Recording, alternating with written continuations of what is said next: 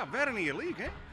Ja, en dat weer de bedoeling, je hoort ik. En ja, één ding telt en dat we winnen, als je een afval of een punt hebt en ja, dan ben we zeker, dan hebben we die in, dus tevreden.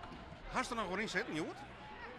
Nou, persoonlijk net, maar we zijn in de pauze wel van Harry achterholen hoe het er ging. En we gingen gewoon net verslappen en gewoon eroverheen en dat hebben we die in, dus ja, geen probleem. Nou, dus de coach in de pauze zei van, nou, het zit 14-6. We moeten gewoon zo terug in en als we de tweede helft weer 4 maken, meidje, dan gaan we het winnen. En we hebben precies 28 helden, dus hij heeft helemaal gelijk. Hoe kun je nou spelen bij een Brutsen tegen? Ja, nou, het 2 weken lang gebeurd.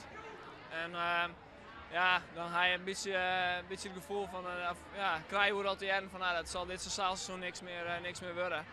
En ja, toch in gips zetten laten, oren weken zitten laten, oude een toontje eruit hellen. Toch om te zeggen van, nou, wat is er eigenlijk mogelijk voor Joert? Ja, we wisten eigenlijk, Thomas Jan en Frede Moon, of Frede Jan eigenlijk wel dat dat wel lukken zou. Ja, goed, het belangrijkste is dat er geen risico weer op blijvend letsel. En dat wie voor ons heel belangrijk.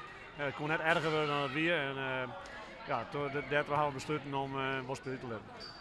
Ja, je aanvoerder die spelen die maar een Brutsen tegen, met verdoving. Dan mag je dat als vak wat opvangen alle keer. Dat kan net raar.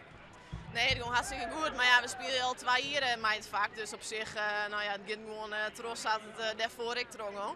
En we hartstikke blij dat André weer waarom wie en ging als vanuit. Ja, en gelukkig kon Marcus het scoren nog nemen, hè? Ja, wat weer die goed, hè? Ja, machtig. Maar wat voor opdracht bestaat eigenlijk het veld in Stuart? Want ja, die Vagenoord, die normaal Brutsen goed is voor gros van de goals, ja, die weet toch wat gehandicapt met die Brutsen tegen. Ja, dat klopt en die had een goede verdediger in hoe zich. En wie van tevoren al zijn van ja, wie dan in de rebounder komt, die moet gewoon ook zijn kansen meenemen. En dat gebeurde in de loop van de eerste helft gebeurde dat op een gegeven moment. En ik schuit een paar ballen achter elkaar in en ja, dan ga je natuurlijk toch op die manier. En volgens mij in de pauze ik 4 maken, dus ja, dat is dan heerlijk. Nou ja, ik ga gedurende de hele wedstrijd wel les van houden en ik ga minder die dan ik normaal doe. Maar ja, had je dan op de beginfase die doelpunt mij pakken en werd er eigenlijk direct dat we direct een goede voorsprong pakken.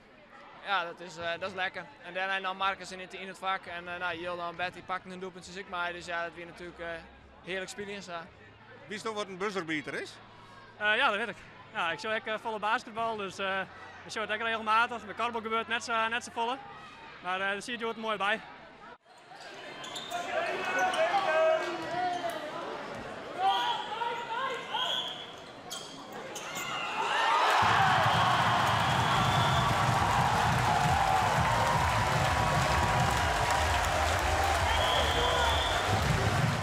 Het is nog net helemaal hoor, want je moet op veld ook nog kampioen worden, hè? Ja, we staan bovenaan en ja, ik hoop dat ik het veld correct zou sluiten kan als nou en dat we gewoon kampioen worden en ja, dat zou helemaal fantastisch zijn.